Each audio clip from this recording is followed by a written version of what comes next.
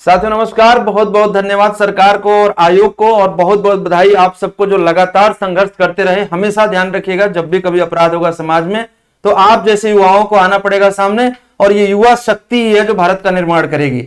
सशक्त निर्माण के लिए सशक्त राजा का होना भी आवश्यक है। मैं धन्यवाद देता हूं एक बार पूरे दिल से उत्तर प्रदेश की सरकार को। और हमें उम्मीद भी थी, इससे पहले वाले वीडियो में मैंने कहा भी था कि माननीय मुख्यमंत्री जी हैं तो हर युवा की उम्मीद पूरी होगी। एक बार फिर से धन्यवाद।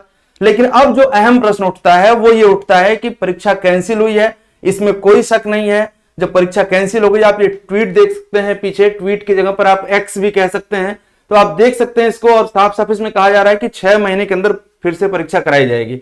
अब सवाल ये उठता है कि 6 महीने के अंदर जो परीक्षा होगी इसमें आप अपने आप को कैसे संभालेंगे। खास बात यह है कि वहां पर पीसीएस की भी मुख्य परीक्षा आपके सामने होगी। पीसीएस की प्रारंभिक परीक्षा है, और आपका जो पूरा करिकुलम, आपका पूरा जो शेड्यूल था, जो लोग आईएएस दे रहे होंगे उनके सामने आईएएस की भी चुनौती होगी। तो ऐसे में क्या आपकी रणनीति हो। और इस कैंसिल होने को दो पक्षों में लोग देख सकते हैं। एक तो वो पक्ष कह रहा होगा कि हमारा पेपर जो बहुत अच्छा हुआ था, बिना किसी नकल के, बिना किसी खास चोरी के, तो उसके साथ क्या होना है, उसको क्या करना चाहिए। और एक वो पक्ष है जो प्रार्थना कर रहा था कि कैंसिल हो जाए, जल्दी से हमें दोबारा मौका मिल जाए। भाई ऑब्वियस सी बात है कि चोरी हुई है तो चोरी में परिणाम अच्छे तो नहीं आ सकते हैं। तो इस मुद्दों पर बात करने के लिए आप सबके सामने आपके परम गुरु माननीय दुर्गा शुक्ला सर सामने खड़े हैं। ये आपसे बात करेंगे, बताएंगे भी रणनीति। खास बात क्या है कि पूरे हिंदुस्तान में दिल्ली से लेकर के प्रयागराज, पटना, लखनऊ, कानपुर जैसे बड़े शहरों में युवाओं का मार्गदर्शन कर रहे हैं, उनको अपेक्षित परिणाम दिला रहे हैं।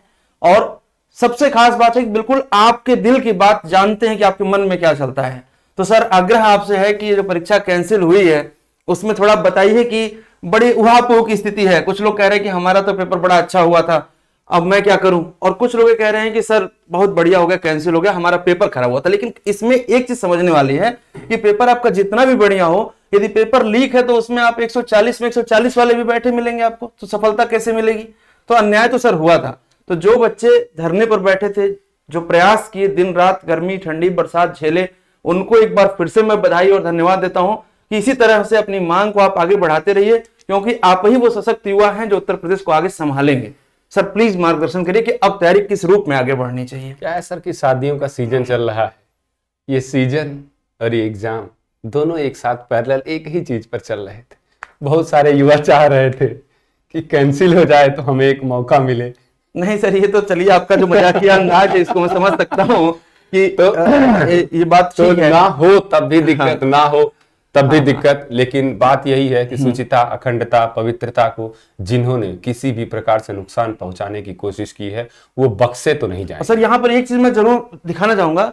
यदि आप देखें यहाँ पर तो माननीय मुख्यमंत्री जी ने कहा कि ऐसी सजा दिलाएंगे। याद करिएगा, एक बार विधानसभा में बोले थे कि मिट्टी में मिला देंगे, तो मिट्टी में मिला दिया। यहाँ क्या लिखा है कि ऐसी सजा दिलाएंगे जो नजीर बन जाएगी। अब बिल्कुल बनाने की जरूरत है उत्तर प्रदेश में, क्योंकि जो खिलवाड़ आजकल लोग एग्जाम के साथ कर रहे हैं, साल भर लड़के एग्जाम दे रहे हैं, पूरे समय बैठे तैयारी कर रहे हैं और बड़ी मुश्किल से कितना विपरीत परिस्थितियों में रहकर अपना मानसिक संतुलन बना कर लड़के एग्जाम दिए। और उस एग्जाम के बाद ये आता है कि एग्जाम कुछ लोगों की बेवकूफी और बेहूदगी की वजह से ये कैंसिल हो रहा है। तो उन्हें छोड़ा तो नहीं जाना चाहिए, चाहे किसी भी सरकमस्टांसेस में उनको माफी तो नहीं मिलेगी। और सर एक चीज और देखिए ना, 2016 में जो कैंसिल हुआ था री एग्जाम 2021 में, इंसान की पूरी नहीं ये घबराइए नहीं, जो हुआ सो हुआ, जो दिन गए सो दिन गए। अब ऐसे ही अब ऐसे उम्मीद भी मत करिए। और जहां तक हमें लगता है सर कि आपको भी, हम लोग अभी यही बात कर रहे थे कि अगर री एग्जाम कराना हो, हम एडमिनिस्ट्रेटर होते, भाई अगर होते इस पोस्ट पर, तो हम क्या डिसीजन लेते। तो हमारा तो रिकमेंडेशन सरकार को यही रहता कि एक दिन फिक्स ही था हमारे लिए कि 26 या 28 जुलाई को एग्जाम होना है। तो जब 6 महीने के अंदर आप कराना ही चाहते हैं तो अभी मार्च, अप्रैल, मई, जून, तब न जाके जुलाई, 5वां महीना पड़ेगा। 5 महीने का समय है, इसमें चाहे तो बिल्कुल 28 तारीख को वो डे रिजर्व करके रखी है इसके मेंस के लिए, तो चाहे तो उस दिन प्रीलिम्स बहुत आसानी से कंडक्ट कराया जा सकता है। और कहीं ना कहीं इस चीज को गांठ मान के रखिएगा कि अगर ऐसा हुआ, as an administrator, if I am able to decide this, तो हमसे तो ऊपर वो दुनिया भर के लोग बैठे हुए हैं। सही है। वो अगर इन्होंने ऐसा डिसीजन लिया तो अगले 6 महीने में हमें तैयार रहना चाहिए हर एक चीज के लिए कि अगर इन केस हम पॉजिटिव में थे कि भाई 130 140 नंबर ला रहे हैं, तब तो हम नो डाउट बहुत अच्छी कंडीशन में थे। लेकिन उससे ओवर कॉन्फिडेंट होने की जरूरत नहीं है कि अगली बार भी मेरा 130 आएगा। और अगर आप 110 से लेके 130 के बीच में स्कोर में लाई कर रहे हैं तो कहीं ना कहीं आपको ये इतना बढ़िया टेस्ट सीरीज, मान लीजिए ना, कमीशन के द्वारा कंडक्ट कराई गई एक टेस्ट सीरीज थी जिसमें आपका परफॉर्मेंस एक्चुअल में इवैल्यूएट किया गया। एक खास बात यहाँ पर थोड़ा आपको रोकूंगा, एक खास बात जो युवाओं के बीच में, परीक्षार्थियों के बीच में जो भ्रम फैला रहता है कि जब भी परीक्षा कैंसिल होकर दोबारा होती है तो पेपर बहुत टफ आ जाएगा। आप याद करिए एक बार 2015 में पीसीएस का प्रीलिम्स लीक हुआ था, पेपर फिर दोबारा हुआ था। तो ऐसा नहीं होता है कि बहुत टफ आ जाएगा। वो टफ इसलिए होता है क्योंकि आप निश्चिंत होकर बैठ जाते हैं घर पे। आपको लगता है कि अरे वो पिछली बार मेरा 130 आया तो अब 130 आएगा, और अचानक से आप 10 नंबर नीचे चले आते हैं क्योंकि जितना पढ़ा वो तो कंसोलिडेटेड फॉर्म में है ही, आप करंट छोड़ देते हैं पढ़ना। दूसरे एक रिवीजन छोड़ देते हैं, जिसमें जितने इंथुजियास्टिक रूप में आप पहले एग्जाम दे रहे होते हैं अब नहीं दे रहे होते हैं, इसलिए प्रॉब्लम खड़ी होती है। इसलिए अचानक आपको लगता है कि पेपर कठिन हो गया। परेशानी और आती है अभ्यर्थियों को, खास करके उन अभ्यर्थियों को, आपने देखा होगा कि समीक्षा अधिकारी पीसीएस और आईएएस की परीक्षा देने के लिए बहुत सारे सरकारी नौकरी वाले और प्राइवेट नौकरी वाले कुछ महीनों के लिए अपना जॉब छोड़ करके आते हैं बड़ी उम्मीद से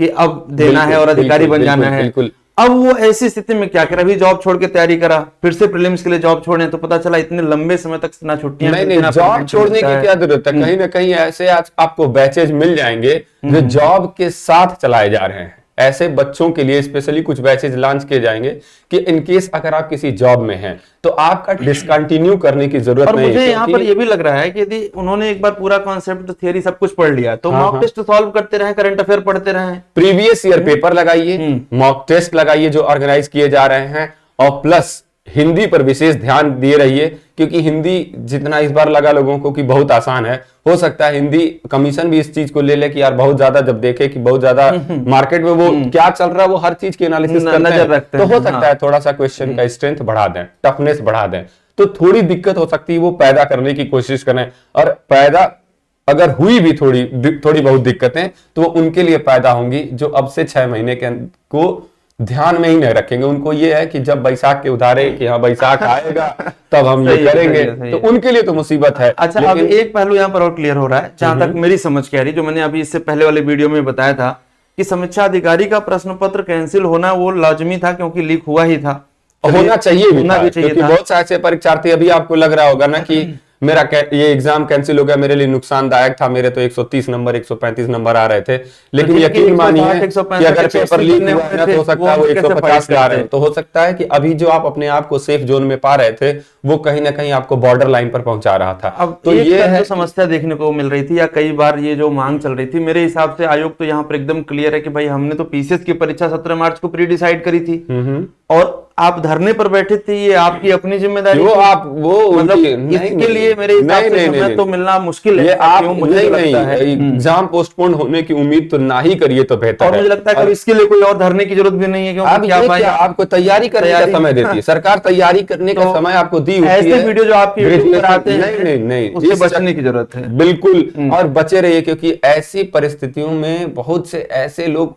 बिल्कुल बरसाती मेघा की तरह बाहर आते हैं, हमारे यहाँ बरसाती मेढक कहते हैं उनको, वो अचानक से आएंगे और सब कुछ लेके डूब जाएंगे आपको। सही है, मतलब उनको एक्चुअली में खुद नहीं आइडिया होता। जरूरत सिर्फ ये है कि आपके पास जो भी 15 दिन बचे हैं एकदम से बिल्कुल धैर्य बनाकर, एक जो पेस बना हुआ था ना अभी आरओ के एग्जाम से पहले, सेम उसी पेस पर, उससे बेहतर पेस पर आप पीसीएस का एग्जाम दीजिए। पीसीएस का एग्जाम एक बार दे के 17 मार्च का दिन बीतने दीजिए, दोनों पेपर बैक टू बैक 1 महीने के अंतर पर हमें कमीशन के मिलेंगे, एक आरओ का मिलेगा और एक पीसीएस का मिलेगा।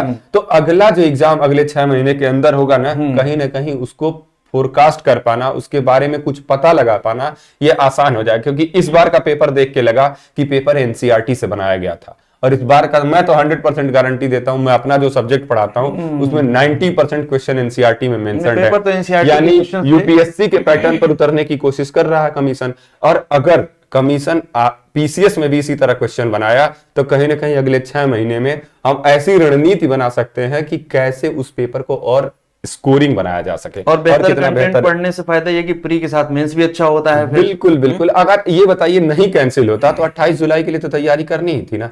अगर आप ये मान के चल रहे हैं कि हमारा प्रीलिम्स नहीं होता तो अगले प्रीलिम्स की तैयारी करते, अगर ये मान के चलते हैं कि प्रीलिम्स हो जाएगा तो मेंस की तैयारी कर रहे होते। तो जब अल्टीमेटली हमें 28 जुलाई के लिए चाहे वो प्रीलिम्स चाहे मेंस की तैयारी हमें करनी ही थी, तो वो तो डेडलाइन हमारे दिमाग में पहले से बनी हुई है कि वो हमें करना ही करना है, तो उसी डेडलाइन को थोड़ा और स्ट्रांग बनाते हैं, थोड़ी पेस और बढ़ाते हैं। एक होता है ना कि बिल्कुल पेस बढ़ा दीजिए, इस बार आर नहीं तो पार, और आर पार पार नहीं तो वाला कॉन्सेप्ट ही खत्म हो गया।